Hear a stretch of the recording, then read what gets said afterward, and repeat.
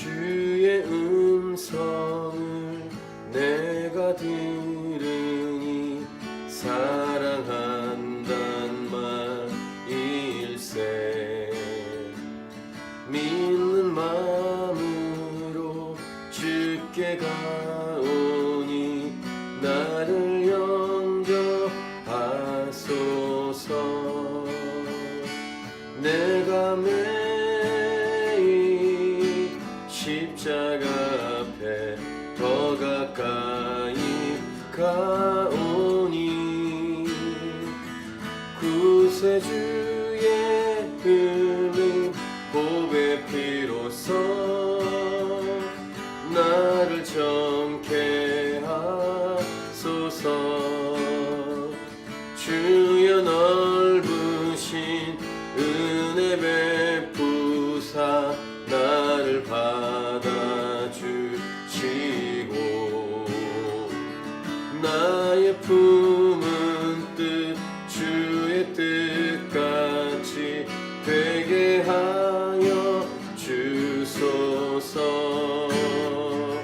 내가 매일 십자가 앞에 더 가까이 가오니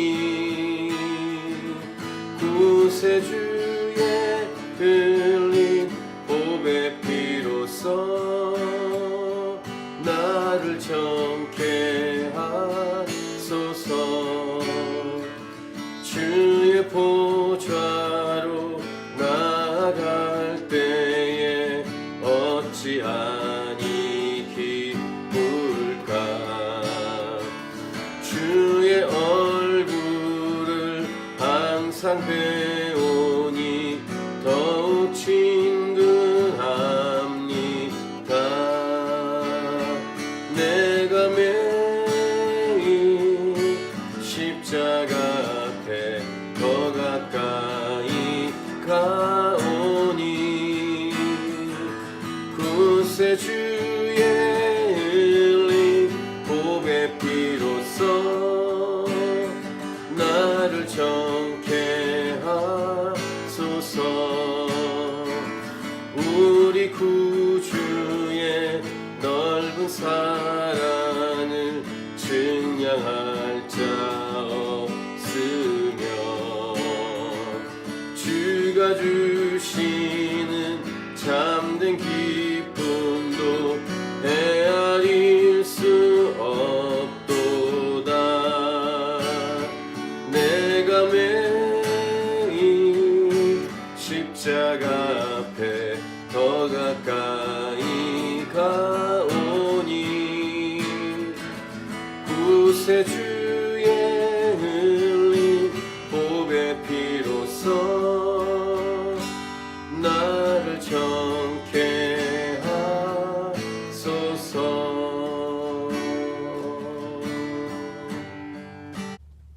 어제 말씀에서 율법은 죄를 죄로 여기게 하고 죄를 기억하게 하는 기능이 있다라는 것을 나누었고, 하지만 율법으로는 죄를 온전히 없앨 수 없다는 것입니다. 이 죄를 온전히 없애고 우리를 거룩하게 하는 길은 오직 예수 그리스도이십니다. 또 우리가 거룩해서 하나님 앞에 나오기를 진짜 원하시는 분은 우리 하나님 아버지이십니다. 우리가 거룩해야 하나님을 마음 놓고 편안히 만날 수 있기 때문에 이 하나님 만나는 이 예배를 위해서 하나님을 마음 놓고 편안히 만날 수 있는 영원한 예배, 이 온전 예배를 정말로 간절히 원하시는 분은 바로 우리 하나님 아버지이십니다. 우리 하나님 아버지는 우리와 영원히 만나고 교제하고 사귐을 갖고 싶어하는 분이십니다. 이 하나님이 바로 사랑이십니다.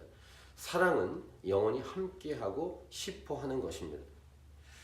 그런 내용과 함께 오늘 본문으로 이어집니다. 11절, 제사장마다 매일 서서 섬기며 자주 같은 제사를 드리되 이 제사는 언제나 죄를 없게 하지 못하거니와 라고 오늘 본문은 시작을 합니다. 매일 서서, 이 매일 서서라는 이 표현과 그 다음에 이제 예수 그리스도가 12절 맨 끝에 앉으사 이런 표현과 아주 대조적인 표현이죠. 매일 서서와 앉으사. 일단 메일 서서의 의미는 첫 번째, 아직 일이 끝나지 않았다는 것을 의미합니다. 만약에 예수님의 십자가 사건이 없었다면 이 제사장들은 영원히 앉지 못합니다. 영원히 이 제사에 관한 일을 반복해야 하기 때문입니다. 두 번째, 이 메일 서서라는 의미는 제사장들이 하는 일이 그렇게 많다는 것입니다. 물론 이제 조를 짜서 교대로 그 일을 하겠지만 어쨌든 백성들이 날마다 짓는 죄 때마다 동물을 가지고 오기 때문입니다. 그 동물을 잡고 제사를 준비하고 집례하는 일을 반복해서 해야 되고, 그 일만이 아니라 이스라엘 전체가 드리는 각종 절기와 공식적인 제사가 있습니다. 그 일들을 반복해서 하기 때문에 매일 서서 앉아서 쉴 수 있는 시간이 없습니다. 앉아있을 기회가 없습니다. 하루 종일 서서 중노동을 하듯이 반복되는 일을 제사장들은 했어야만 했습니다.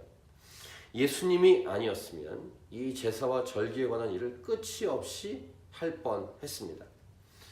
자, 매일 서서라는 것은 세 번째 의미로 이것입니다. 종일 서 있어야 되는 모습인데 대조적으로 우리 예수님은 하나님 보좌 우편에 앉아 계십니다. 그 다음 절에 나오는 내용입니다. 십자가라는 고난과 죽음을 통과한 후에 예수님은 영원히 하나님 보좌 우편에 앉아 계실 수 있습니다. 단 한 번에. 이거와 대조적인 이 표현이 매일 서서입니다.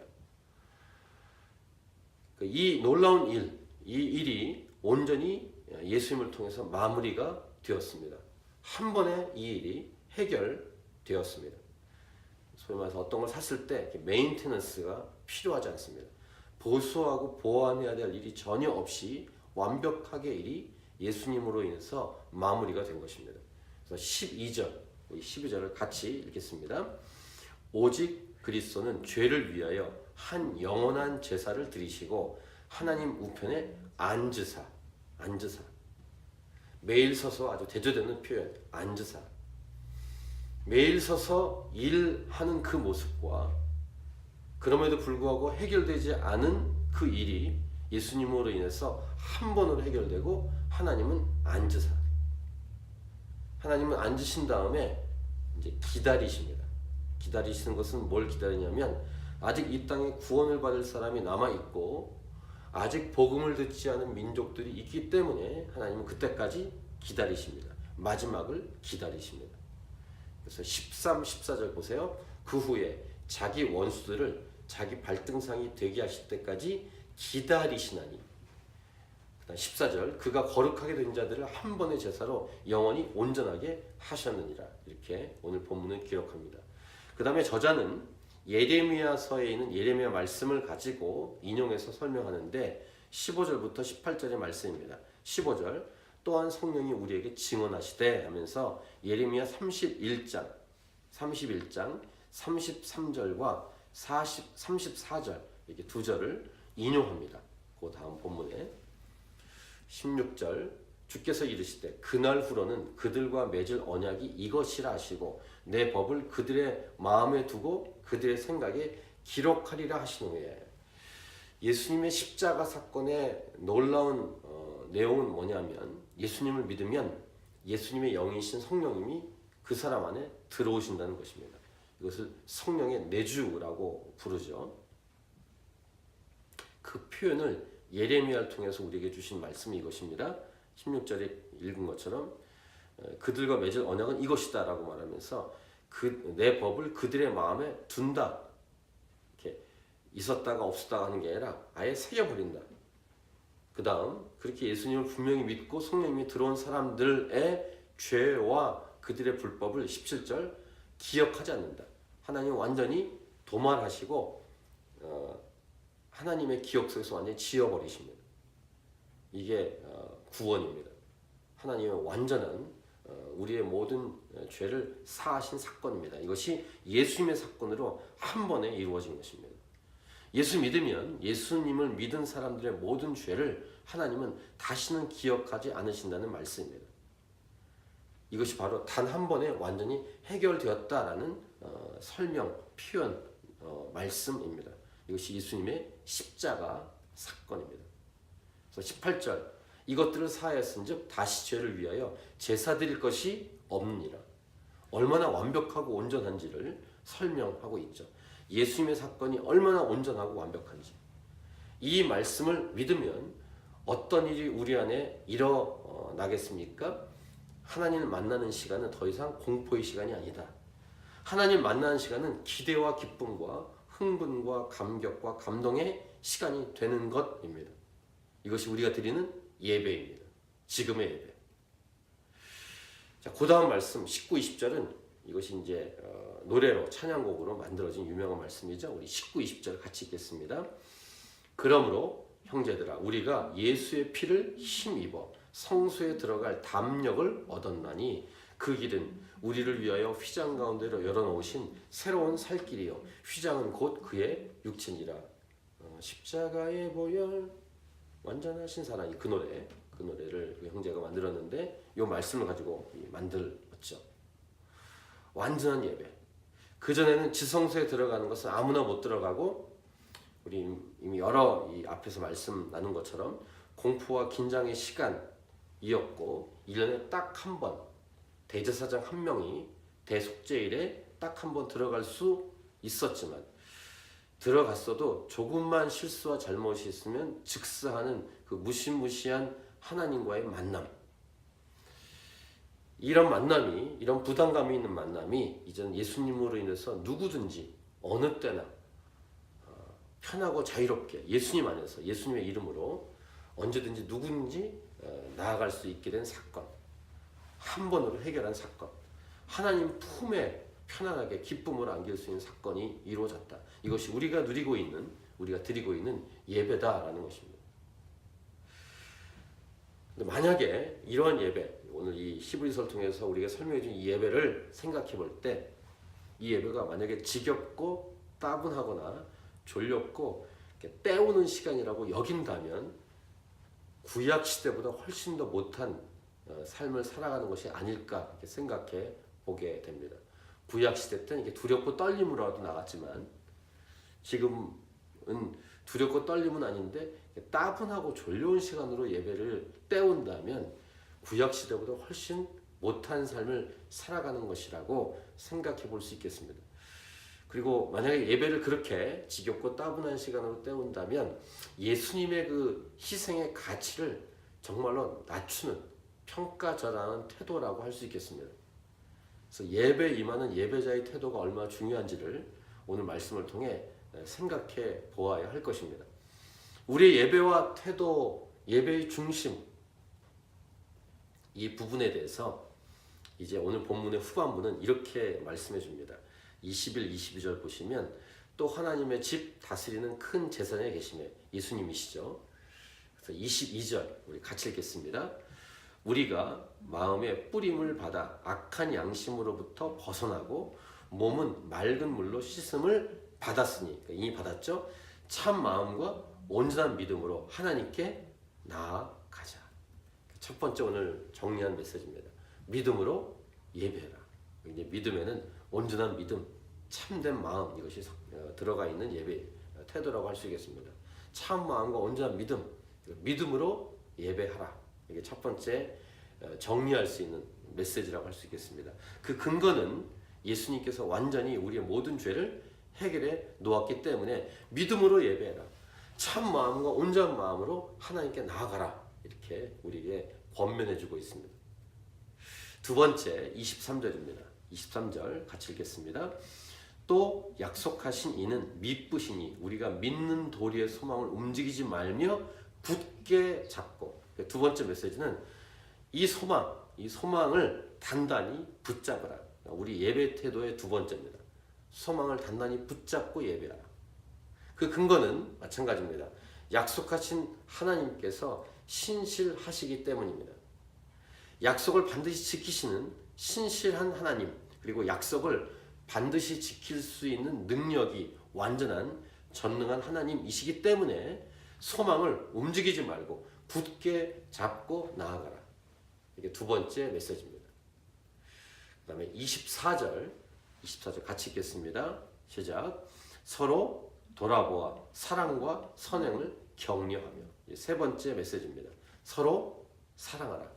보통 삶의 예배라고 말하지 않습니까?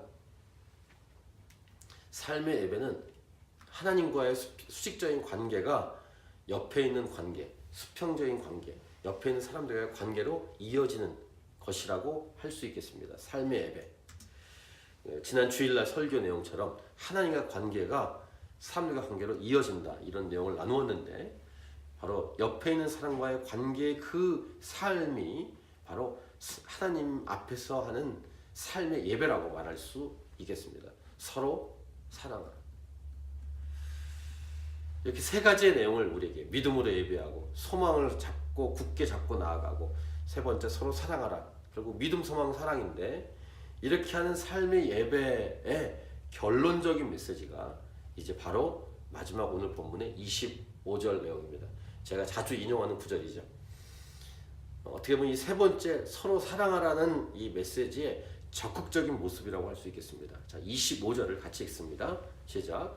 모이기를 패하는 어떤 사람들의 습관과 같이 하지 말고 오직 권하여 그날이 가까움을 볼수록 더욱 그리하자. 자, 이 말씀이 바로 여기에 있는 것입니다. 히브리서 10장 25절. 일단 이 말씀을 통해, 이건 오늘 본문의 결론이기도 하지만, 하나님의 사랑을 적극적으로 실천하는 모습 중에 하나는 서로 사랑하는 모습인데, 서로 사랑하는 모습의 확대된 모습이 이 함께 하나님 앞에 모이도록 서로에게 권하는 일이 필요하다는 것입니다. 권면하는 것. 오직 권하여. 이 마지막 때는 현상이 모이지 않으려고 하는 현상이 있다는 것입니다. 요 25절의 결론적인 메시지는 제가 돌아오는 주일날 한 번 더 언급을 할 예정입니다. 마지막 때의 세상적인 흐름은 뭐냐면, 교회가 세상의 흐름에 영향을 받아서 타락됐는데, 타락된 모습의 구체적인 모습은 잘 모이지 않는다는 것입니다. 그래서 우리가 이 호주에 살고 있으면서 눈으로 확인하는 것이 무엇입니까? 이 호주 현지 교회들, 잘 모이는 부흥되는 교회도 있습니다. 근데 일반적인 교회의 모습은 뭡니까? 딱 한 번 모입니다. 주일은 지켜야 되니까 주일날 딱 한 번. 근데 요즘은 주일날도 잘 모이지 않는 교회로 나오고 있습니다. 그 건물이 결국은 그래서 임대만 하는 것입니다. 계속 렌트만 하고. 이게 세상의 흐름에 영향을 받은 교회의 타락된 현상입니다. 안 모입니다. 그 다음 나온 현상은 뭐냐면, 어떤 모임을 할 때 이렇게 겸해서 모이려고 합니다. 모임 횟수를 줄이기 위해서 이거 같이 모이자, 이렇게. 모일 때 다 해버리자, 이렇게 인간적인 편리함으로 바꿔버립니다. 오늘 이 25절은 그런 의미에서 이 마지막 때 살아가는 예수민 자에게 아주 중요한 메시지를 주고 있습니다. 모이기를 패하는 어떤 사람들의 습관과 같이 하지 말라. 마지막 때 현상. 어떻게 하는가? 오직 권하여 그날이 가까움을 볼수록 더욱 모이자, 이런 말입니다. 더욱 모이자. 즉, 모임 횟수를 줄이는 것은 하나님으로부터 온 마음이 아니다라는 것입니다. 어떻게 보면 마귀로부터 온 것입니다. 마지막이 가까울수록 우리가 꼭 지켜야 되는 것은 자주 모이는 것입니다. 사도행전적인 교회, 초대교회는 매일 모였다는 사실을 기억해야 됩니다. 2000년 지나면서 결국은 일주일에 딱 한 번 모이는 교회로 타락했고, 아예 그 모임조차 없어지고 있다는 사실을 기억해야 되고, 그리고 젊은이들은 아예 교회를 끊고 있다는 사실을 우리는 꼭 기억해야 합니다. 그래서 한국 교회가 이민사회 교회로 디아스포라 돼서 이런 서구 교회의 현상을 보고 깨어나야 되고, 이것을 역으로 뒤집어서 거슬러 올라가야 한다는 사실을 기억해야 됩니다. 25절은 그 근거를 우리에게 주고 있습니다. 우리가 꼭 지켜야 되는 것은 자주 모여야 한다는 것입니다. 또 모이고, 또 모이고, 또 모이고, 계속 모이고, 계속 모이고, 또 모이고. 이게 부흥되는 교회, 깨어있는 교회, 하나님을 기쁘시게 하는 모임의 교회의 특징이라는 것입니다. 자주 모일수록 우리의 믿음은 자라가고 커가게 되어 있습니다. 그래서 마지막, 자주 모이는 캔버라 하나님이 차신 교회가 될지어다. 이것이 저의 믿음의 선포입니다. 오늘 이 말씀을 가지고 우리 개인적으로 기도하면서, 교회를 위해서 기도하면서 주 앞에 나아가도록 하겠습니다.